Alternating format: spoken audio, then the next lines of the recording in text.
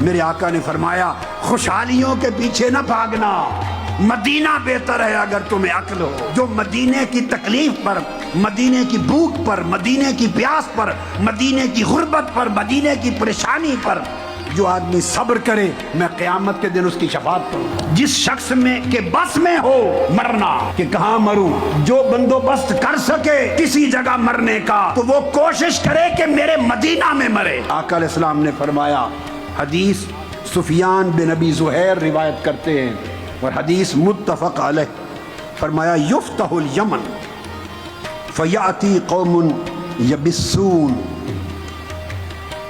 فیتحملون بأہلیہم ومن اتاہم والمدینۃ خیر لہم لو کانوا یعلمون ثم یفتح الشام فیاتی قوم یبسون، فرمایا والمدینۃ خیر لہم ثم یفتح العراق، فرمایا والمدینۃ خیر لہم، فرمایا یمن فتح ہوگا۔ ابھی کسی کو خواب و خیال بھی نہیں تھا، بتا دیا یمن فتح ہوگا۔ لوگ اہل و عیال کو لے کر وسائل کے لیے، معاش کے لیے، کاروبار کے لیے، تجارت کے لیے، بہتر خوشحال زندگی کے لیے یمن جانے کا سوچیں گے۔ آقا نے فرمایا مدینہ کی بھوک بھی باہر کی خوشحالی سے بہتر ہے۔ فرمایا اگر تمہیں سمجھ ہو تو مدینہ بہتر ہے، اگر تمہیں سمجھ ہو تو مدینہ بہتر ہے۔ فرمایا پھر شام فتح ہوگا، لوگ جانا چاہیں گے کہ چلو بزنس کے نئے مواقع ہیں، فرمایا نہیں، مدینہ بھوک کے حال میں بھی رہو تب بھی بہتر ہے، مدینہ نہ چھوڑنا۔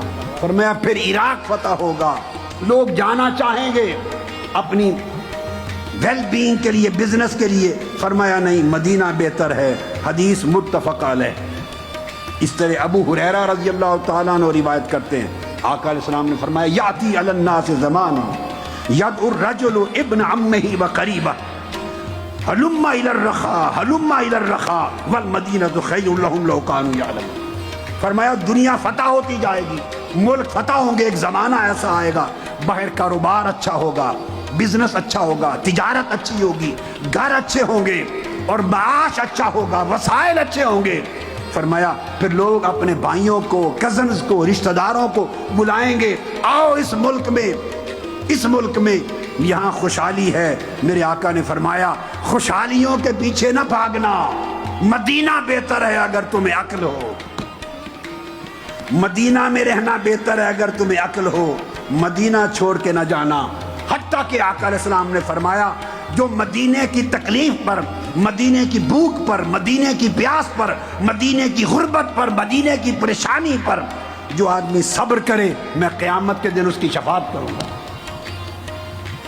لا يصبر على لأوائها وشدتها أحد إلا كنت له شفيعا يوم القيامة، رواہ مسلم۔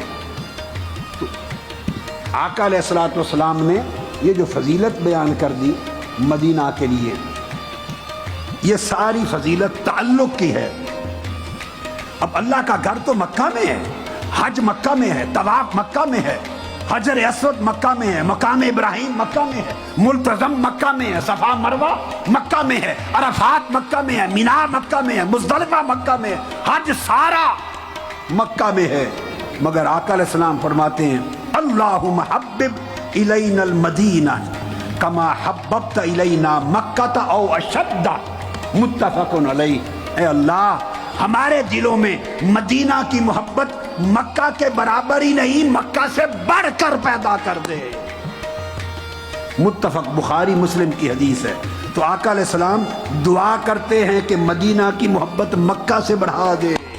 کیوں؟ کوئی تو بات ہے نا، باقی ساری نسبتیں توحید کی مکہ میں ہیں۔ حج عبادت ایک نماز کا 1,00,000 نماز کے برابر ثواب، ایک روزہ 1,00,000 روزے کے برابر ثواب، ایک روزہ، ایک نیک عمل 1,00,000 اعمال کا ثواب، سب ثواب زیادہ ادھر ہے۔ آقا پھر کہتے ہیں مدینہ میں رہو۔ وجہ کیا؟ کہ میں ادھر ہوں، میں ادھر ہوں۔ حدیث صحیح ہے، عن ابن عمر رضی اللہ تعالی عنہ قال قال رسول اللہ صلی اللہ علیہ وسلم من استطاع ان يموت بالمدینہ فلیمت بها فإنی اشفع لمن یموت بها، اس کو رواہ احمد والترمذی واللفظ لہ والنسائی وابن ماجہ وقال الترمذی ھذا حدیث حسن صحیح۔ آقا علیہ السلام نے فرمایا جس شخص میں کہ بس میں ہو مرنا، کہ کہاں مروں، جو بندوبست کر سکے کسی جگہ مرنے کا تو وہ کوشش کرے کہ میرے مدینہ میں مرے، فَلْيَمُتْ بِهَا، وہ مدینہ میں مرے۔ پوچھا یا رسول اللہ کیوں؟ فرمایا جو مدینہ میں مرے گا سب سے پہلے اس کی شفاعت کروں گا۔ اب آقا کی آمد سے پہلے وفات کی افضلیت فضیلت کا معیار اور تھا، آقا کے آ جانے کے بعد وفات اور موت کی فضیلت کا معیار بدل گیا۔ آقا علیہ السلام نے فرمایا یہ تو حکم ہے حدیث پاک، جس سے ہو سکے مرنا کسی خاص جگہ پر وہ مدینہ میں مرے، حکم آ گیا آقا علیہ السلام کا۔ تو اگر مدینہ کی موت افضل نہ ہو تو اللہ کے رسول اس کا حکم نہیں دے سکتا۔ مدینہ کی موت اگر مکہ کی موت سے افضل بولیے نہ ہو تو اللہ کا رسول اس کا حکم نہیں دے سکتا۔ پھر حدیث عبداللہ بن عمر رضی اللہ تعالیٰ عنہ راوی ہیں، آقا علیہ السلام کا اپنا سن لیجئے، کان رسول اللہ صلی اللہ علیہ وسلم اذا دخل مکہ قال اللہم لا تجل منایانا بها حتی تخرجنا منها، رواہ احمد والطبرانی فی الکبیر والبزار والبیہقی وابن عبد البر برجال الصحیح۔ وہ فرماتے عبداللہ بن عمر کے آقا علیہ السلام کا معمول یہ تھا جب مکہ تشریف لائے، ہجرت کے بعد حج اکبر جو آپ نے کی حجۃ الوداع اس پہ تشریف لائے یا عمرہ کیا، جب مکہ تشریف لاتے تو دعا کرتے مکہ میں داخل ہوتے ہوئے میرے مولا جب تک میں یہاں ہوں موت نہ دینا، جب تک نہ مکہ میں ہیں ہم مکہ میں یہاں پر موت نہ دینا، حتیٰ کہ یہاں سے نکال کے تو مدینہ نہ لے جائے، جب پھر مدینہ پہنچے تو موت دینا۔ یہ آقا علیہ السلام اپنی دعا فرماتے ہیں، یعنی ایک یہ کہ حکم دیا امت کو کہ ہو سکے تو مدینہ مرو، مدینہ میں مرو، ایک اپنی دعا فرمائی مولا مکہ میں جب تک ہیں موت نہ آئے، نکل کے مدینہ جائیں وہ میرا محبوب شہر ہے تو پھر موت دینا۔ اور پھر حدیث صحیح ہے، اس کو اس کے ساتھ ملائیے، جب آقا علیہ السلام نے فتح مکہ کیا، یوم الفتح فتح مکہ کیا تو قال للانصار، مدینہ کے لوگ ساتھ آئے تھے، انصار مہاجرین بھی تھے مگر انصار جو اہل مدینہ ہیں، مدینہ کے رہنے والے، ان کو خطاب کیا، فرمایا المحیا محیاکم والممات مماتکم۔ آقا علیہ السلام نے فرمایا مدینہ والو جینا بھی تمہارا جینا ہے اور مرنا بھی تمہارا مرنا ہے، یہ آقا علیہ السلام نے فرمایا۔ سمجھ آئی بات کی؟